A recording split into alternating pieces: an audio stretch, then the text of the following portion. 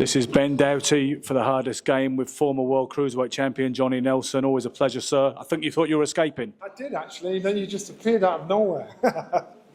So let me ask you then, we're here today for the Jonas Price for initial press conference, an all-female show at the historic Royal Albert Hall. You still passionate about all this, or does it become just another day at the office? No. If you're passionate about boxing, always be passionate about boxing. And again, there's little things like today that make you smile. To bring it here to the Dorchester on Park Lane in London, our capital. The fight itself being at the Albert Hall, again, an iconic venue. So for the young fighters coming through, and for anybody that's going to watch, to see this, I just love it. You can never get sick of it. And it's funny, isn't it? Because back in the day, during your active career, particularly before the really purple patch, would anybody ever have predicted Johnny Nelson being one of the major faces of British boxing for so many decades to come? They wouldn't. No, they wouldn't. I was a guy that you close the curtains when he boxed, apparently. That's what Frank wanted to say. But I actually boxed at the Royal Albert Hall in 1990. And I think it was Arthur Weathers or whatever his name was. But so that means Lauren would have been 5 and Natasha would have been 15 when I boxed there. But I love our sport, and if you're honest, you're passionate, you say what you see, then you'll always love it. You have a sense of humour about people saying you weren't necessarily the most exciting fighter to watch all of the time. Doesn't bother you? Why would it bother me? I don't know them personally, so I would take it personally. And to me, I did my job. I look at some outstanding fights like Lennox, like David Hay, like Cole Froch, like Nasner. I have imposter syndrome, thinking, oh my God, I achieved what you guys achieved.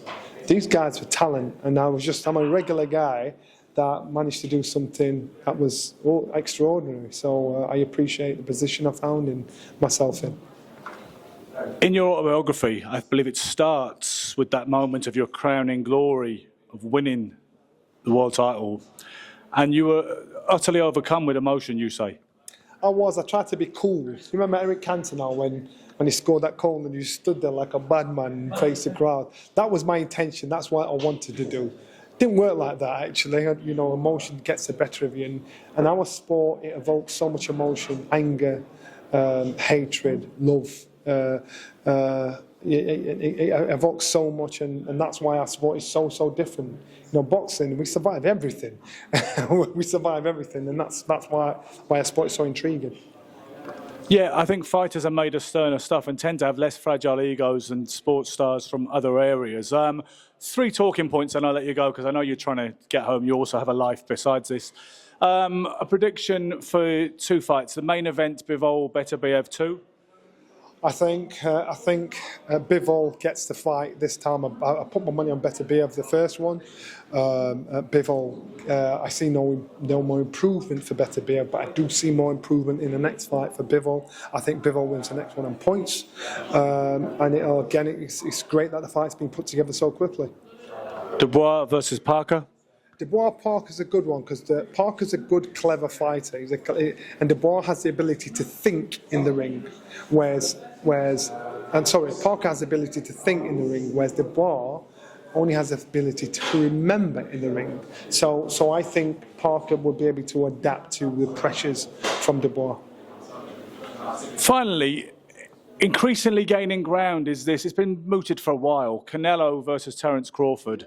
Is it a fight you're interested in, and what would you expect to happen? I'm interested in it, and I think Crawford's biting off too much. I think Canelo's not the fighter he was 3-4 years ago, but he beats 99% of the fighters out there.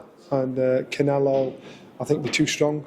Don't underrate him. Don't underestimate him. I think Crawford's an outstanding fighter. But you know what? You've got to take risks to get greatness, so you've got to rate him for that. Johnny, always a pleasure. Your mate and my friend, Ishan Pickering, said you're going to come on the Hardest Game podcast soon. Maybe we could do that at some point, next couple of weeks. As am I, and as are the fans. Thank you always, sir. Thank you, champ. Nice one. See you later.